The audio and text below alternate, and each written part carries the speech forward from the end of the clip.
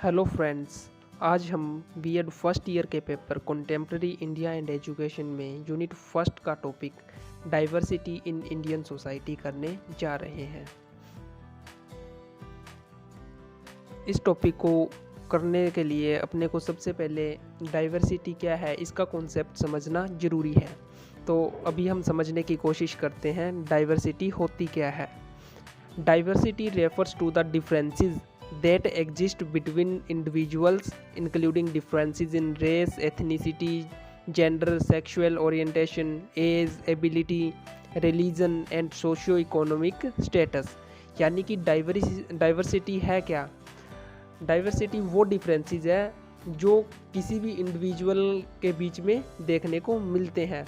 यानी कि individual to individual जो डिफरेंसेस पाए जाते हैं उनको हम डाइवर्सिटी या विभिन्नता बोलते हैं। अब ये डिफरेंसेस क्या है? ये डिफरेंसेस रेस के बेस पे हो सकते हैं, उसके जेंडर के बेस पे हो सकते हैं, एज के बेस पे, उसकी एबिलिटी, रिलीजन या किसी और बेस पे हो सकते हैं। तो ये सारे के सारे जो डिफरेंसेस है इंडिविजुअल टू इंडिविजुअल, इनको हम बोलते हैं diversity. The word diversity has been derived from Latin word which means differences. और ये जो डाइवर्सिटी है ना, वर्ड इंग्लिश का वर्ड जो डाइवर्सिटी है वो एक लैटिन लैंग्वेज के वर्ड से निकला है जिसका मतलब ही क्या होता है? डिफरेंसेस। यानी कि डाइवर्सिटी मीन्स डिफरेंसेस, विभिन्नता। In a broader sense, diversity can also refer to differences in experience, opinion, perspectives and backgrounds। यानी कि ब्रॉडर सेंस में अगर हम बात करें तो डाइवर्सिटी क्या है? जो डिफरेंसेस ऑफ एक्सपीरियंस है या ओपिनियंस है या पर्सपेक्टिव या बैकग्राउंड में जो डिफरेंसेस होते हैं वो सारे के सारे क्या है? डाइवर्सिटी ही कहलाते हैं। बेसिस ऑफ डाइवर्सिटी क्या है? India is a diverse country with the rich cultural heritage and the diversity in Indian society can be attributed to various factors such as geography, history, religion, language, caste and ethnicity। यानी कि अपने को पता है अपनी जो India है वो एक बहुत डाइवर्स कंट्री है जिसका रिच कल्चरल हेरिटेज है। इसकी जो कल्चरल बैकग्राउंड है वो बहुत ही ज़्यादा वास्ट और रिच है। यहाँ पर बहुत सारे जो कल्चर्स हैं वो देखने को मिलते हैं। And the diversity in Indian society can be attributed to various factors. और जो इंडियन सोसाइटी में डाइवर्सिटी है ना उसके पीछे बहुत सारे फैक्टर्स हैं, जैसे जियोग्राफिकल डाइवर्सिटी होगी, हिस्टोरिकल होगी, रिलीजन बेस्ड होगी, लैंग्वेज बेस्ड होगी, कास्ट बेस्ड या फिर एथनिसिटी बेस्ड है। यानी कि इंडिया में जो डाइवर्सिटी है उसके पीछे बहुत सारे फैक्टर्स हैं वो काम कर रहे हैं। अब हम इन्हीं फैक्टर्स को जो इंडियन सोसाइटी में डाइवर्सिटी में कंट्रीब्यूट करते हैं उनको वन बाय वन है वो समझने की कोशिश करते हैं। सबसे पहले आती है individual diversity. Individual diversity is also regarded as a major type of social diversity nowadays. It is nothing else but the differences seen in the individual traits like intelligence, IQ, attitude, aptitude, approach, vision and other personality traits among the individuals of a particular social group। यानी कि ये जो individual diversity है ना वो आजकल society में बहुत ज़्यादा देखने को मिल रही है। इंडिविजुअल डाइवर्सिटी है क्या? जो इंडिविजुअल टू इंडिविजुअल डिफरेंसेस हैं, और ये डिफरेंसेस किस बेस पे हो सकते हैं? उसकी इंटेलिजेंस के बेस पे हो सकते हैं, उसके आईक्यू में हो सकता है, एटीट्यूड में हो सकता है, उसके अप्रोच, उसके विजन, उसकी पर्सनैलिटी की जो अलग अलग ट्राइट्स हैं उनमें जो डिफरेंसेस है ना उनको हम क्या बोलते हैं? इंडिविजुअल डिफरेंसेस, यानी कि इंडिविजुअल डाइवर्सिटी। और आज की जो सोशियो कल्चरल जो बैकग्राउंड है या फिर जो आज की सोसाइटी है उसमें इंडिविजुअल डाइवर्सिटी है वो बहुत इंपॉर्टेंट एक फैक्टर है। नेक्स्ट है regional diversity. The word regional means any element belong to a particular region. यानी कि रीजनल डाइवर्सिटी जिसको हम बोलते हैं क्षेत्रीय विभिन्नता, ये क्या होती है? सबसे पहले जो वर्ड रीजनल है इसका क्या मतलब होता है? जिसको हम कहते हैं कि belongingness to a particular place, यानी कि किसी भी एक क्षेत्र के प्रति जो लगाव की भावना होती है वो कहलाती है रीजनल, क्षेत्रीयता जिसको हम बोलते हैं। The feeling related to the people belonging to the particular region is also known as regionalism, जिसको हम क्षेत्रवाद बोलते हैं। हमने देखा है कि लोग जिस जगह पर रहते हैं, जिस एरिया में रहते हैं, तो उनका उस एरिया के प्रति लगाव होता है, उसके प्रति फीलिंग्स होती है, या फिर जिस देश में वो रहते हैं उनका उनकी मातृभूमि के प्रति क्या है? प्रेम होता है। और ये जो टर्म है रीजनलिज्म, इसको ना हम दो सेंस में यूज़ कर सकते हैं, क्षेत्रवाद जिसको हम बोलते हैं, पॉजिटिव और नेगेटिव सेंस में। In the positive sense it is a political attribute associated with people's love for their region, culture, language etcetera.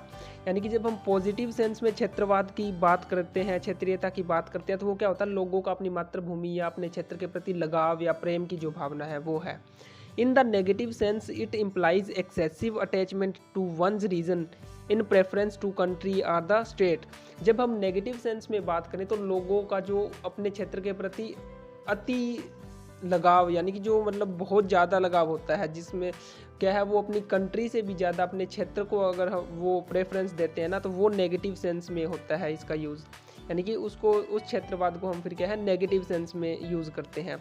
While positive regionalism is a welcoming thing insofar as it encourages the people to develop a sense of brotherhood and commonness on the basis of common language, religion or historical background। और जब हम positive sense में बात करते हैं regional diversity या फिर क्षेत्रवाद है इसकी, तो वो एक अच्छी चीज़ है, क्योंकि वो क्या है, वो फिर आपसी जो ब्रदरहुड है, जो डेवलपमेंट है, इसको प्रमोट करती है। लेकिन जब हम नेगेटिव सेंस में बात करते हैं तो वो क्या है, एक कंट्री के लिए क्या है, वो हानिकारक हो सकती है, नुकसानदेह हो सकती है।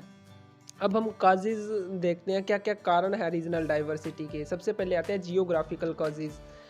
There is a vast difference between food habits, language, culture, customs, dress, lifestyle of the people belonging to different states. अब जियोग्राफिकल कॉजेज क्या हो सकते हैं, भौगोलिक कारक क्या हो सकते हैं क्षेत्रीय विविधता के। यानी कि जो जिस क्षेत्र में रहता है ना, उसका दूसरे क्षेत्र में रहने वाले लोगों से उसका सारा का सारा जो सिस्टम है वो ही अलग होता है। चाहे वो उसकी हैबिट्स है, उसकी लैंग्वेज है, उसका कल्चर है, उसका कस्टम है, उसका फूड है, सब चीज़ें हैं वो क्या है, जियोग्राफिकल कंडीशन के अकॉर्डिंग बदलती रहती है, अलग अलग होती है। जैसे अब हम नॉर्थ इंडिया और साउथ इंडिया में देखें तो कितना डिफरेंस है कल्चर का, फूड का, हैबिट्स का, सब चीज़ें। तो ये क्या होते हैं, जियोग्राफिकल कॉजेज। इसके बाद आता है historical causes. The we feeling was shattered due to the some historical causes. Many states in India had serious conflicts in the past with each other. These conflicts had created bitterness among them. Therefore, they cannot meet with each other with the open heart and open mind। यानी कि जो क्षेत्रवाद है उसके पीछे ना कुछ ऐतिहासिक कारक भी होते हैं। जैसे हमने इंडिया में ही देखा कि अलग अलग स्टेट्स हैं, एक स्टेट का दूसरे स्टेट के साथ कोई ना कोई मसला झगड़ा चलता रहता है, तो इसलिए जो लोग हैं ना एक स्टेट के, उनका अपने क्षेत्र के प्रति बहुत ज़्यादा लगाव हो जाता है, फिर वो उसको प्रमोट करने की कोशिश करते हैं। और ये थ्रू आउट द हिस्ट्री अपने को देखने को मिला है। तो ऐसे जो कॉजेज होते हैं उनको हम बोलते हैं historical causes of regional diversity. इसके बाद आते हैं political causes of regional diversity. In different regions, some people have demanded for the formation of a regional government, and this trend of thinking has been inspired by regional interest and the aim of gaining power। यानी कि क्षेत्रवाद के political causes क्या है, क्षेत्रवाद के पीछे राजनीतिक कारक है या कारण है ना, वो बहुत बड़ा एक फैक्टर है। वो क्या है कि वहाँ पर अपने क्षेत्र को प्रमोट करने के लिए, वहाँ पर पावर गेन करने के लिए, या फिर उसको क्या है ज़्यादा डेवलप करने के लिए, तो वो उसके पीछे जो पॉलिटिकल कॉजेज है वो क्या है काम करते हैं। ऐसे में फिर जो क्षेत्रवाद है उसके पीछे जो राजनीतिक कारक है वो उसमें शामिल है, वो हो जाते हैं। और क्या है, साइकोलॉजिकल कॉजेज हो सकते हैं इसके, या फिर सोशल कॉजेज भी हो सकते हैं रीजनल डाइवर्सिटी के। तो इसके बाद जो नेक्स्ट आती है वो है linguistic diversity. By some counts, there are over 200 languages in India and almost 1600 if you include dialects. The Indian currency is printed in 15 languages। इसको हम बोलते हैं भाषा के आधार पर विभिन्नता। अगर हम इंडिया में मोटे तौर पर देखें ना, तो इंडिया में 200 से ज़्यादा लैंग्वेज है वो बोली जाती है। अगर हम डायलेक्ट है उसको भी शामिल कर ले, जिसको हम बोलियाँ भी बोलते हैं, तो ये जो इंडिया में जो लैंग्वेज है ना वो 1600 से भी ज़्यादा हो जाती है। और हम सब ने देखा है कि जो इंडियन करेंसी है उसके ऊपर जो वो प्रिंट होता है ना, वहाँ पे भी क्या है 15 लैंग्वेज होती है, वो भी 15 लैंग्वेज है वो लिखी हुई होती है। तो हम देखते हैं कि इंडिया एक क्या है भाषाई आधार पर बहुत ही रिच हेरिटेज रखता है। इसमें अलग अलग लैंग्वेज है, बहुत सारी लैंग्वेज बोली जाती है इसमें, और लैंग्वेज के अलावा डायलेक्ट्स है वो तो बहुत ही ज़्यादा है। Linguism is a division among members of a society on the basis of when India got independence, and it was decided that English should be continue as the official language along with Hindi for a period of 15 years. But English has continued to remain till today an associated official language, mainly because the revolt of South Indian states. अब देखो India में इतनी सारी भाषा है, तो क्या है, जब भारत को क्या है फ्रीडम मिली थी, स्वतंत्र हुआ था, आज़ाद हुआ था, उस टाइम फिर क्या डिसाइड किया गया था, 15 साल के लिए क्या है सारा का जो ऑफिशियल काम का जब इंग्लिश में होगा, उसके बाद क्या है हिंदी है उसको क्या है प्रमोट करने की बात हुई थी। लेकिन आज तक भी जो ऑफिशियल सारा का सारा काम है वो इंग्लिश लैंग्वेज में हो रहा है। क्यों? क्योंकि हिंदी को क्या है राष्ट्रीय भाषा का दर्जा जब भी देने की बात आती है तो बहुत सारे स्टेट है वो रिवोल्ट कर देते हैं, मेनली जो साउथ इंडियन स्टेट हैं, तो इसके पीछे यही चलता है। तो ये सारे के सारे कॉजेज है वो लिंग्विस्टिक डाइवर्सिटी में ही आते हैं, जिसको हम भाषाई आधार पर विभिन्नता कहते हैं। अगर अब हम देखें तो नॉर्थ इंडिया है, नॉर्थ इंडिया के कुछ एक स्टेट्स हैं जैसे यूपी, बिहार, हरियाणा, राजस्थान, यहाँ पर क्या है मेन हिंदी बोली जाती है, पंजाब में पंजाबी बोली जाएगी। अगर हम साउथ इंडियन स्टेट में जाएंगे तो अलग अलग वहाँ पे कन्नड़, तमिल, तेलुगु, मलयालम बहुत सारी लैंग्वेज बोली जाती है। तो ये जो विभिन्नता होती है, डाइवर्सिटी होती है, इसको हम बोलते हैं लिंग्विस्टिक डाइवर्सिटी। इसके बाद आती है religious diversity. India has no state religion, it is a secular state. Religious diversity क्या है, जिसको हम बोलते हैं धार्मिक विभिन्नता। इंडिया तो अपने को पता है एक सेक्युलर कंट्री है, इंडिया का कोई भी स्टेट रिलीजन नहीं है। भारत में सभी जो धर्म है उनको अपनी प्रैक्टिस, उनको मानने की क्या है स्वतंत्रता है। India is land where almost the all the major religion of the world are practice. यानी कि इंडिया में हर तरह के जो रिलीजन है ना, जो मेन मेजर रिलीजन है वो सारे के सारे प्रैक्टिस किए जाते हैं, उनको सबको फॉलो किया जाता है इंडिया में अगर हम देखेंगे तो हिंदू, मुस्लिम, सिख, ईसाई, बुद्धिज़्म, जैनिज़्म, सारे के सारे जो मेन जो मेजर जो रिलीजन है ना वो सारे के सारे इंडिया में क्या है फॉलो किए जाते हैं बिना किसी भेदभाव के। India is a land of diverse religion including Hinduism, Islam, Christianity, Sikhism, Buddhism, Jainism. ये सारे के सारे जो रिलीजन है इंडिया में क्या है बहुत टाइम से क्या है प्रैक्टिस है वो किए जा रहे हैं, इनको फॉलो लोग करते आ रहे हैं। Each religion has its own set of beliefs, custom, traditions which contribute to the diversity of Indian society. और इतने सारे रिलीजन हैं तो हर एक रिलीजन का क्या है अपना अलग अलग कस्टम होते हैं, ट्रेडिशन होते हैं। तो ये सारी की सारी क्या है जो जो रिलीजियस डाइवर्सिटी है उसमें कंट्रीब्यूट है वो करते हैं, जिसको हम धार्मिक विभिन्नता कहते हैं। उसमें ये सारे के सारे रोल अपना प्ले करते हैं एक तरीके से। फिर आती है कास्ट डाइवर्सिटी। इंडिया में अगर इतने सारे रिलीजन हैं और हमें पता है कि हर एक रिलीजन में क्या आगे कास्ट डिवीज़न होता है। मेनली अगर हम देखें तो हिंदुइज़्म में बहुत सारी मतलब बहुत सारी कास्ट्स हैं, मोर देन 3000 कास्ट हैं इंडिया में अगर हम देखें तो मोटे तौर पर। तो ये जो डिवीज़न होता है ना अलग अलग रिलीजन में, हर एक रिलीजन में है, तो ये जो कास्ट की डाइवर्सिटी है ये भी इंडिया में क्या है एक मोटे तौर पर देखने को मिलती है।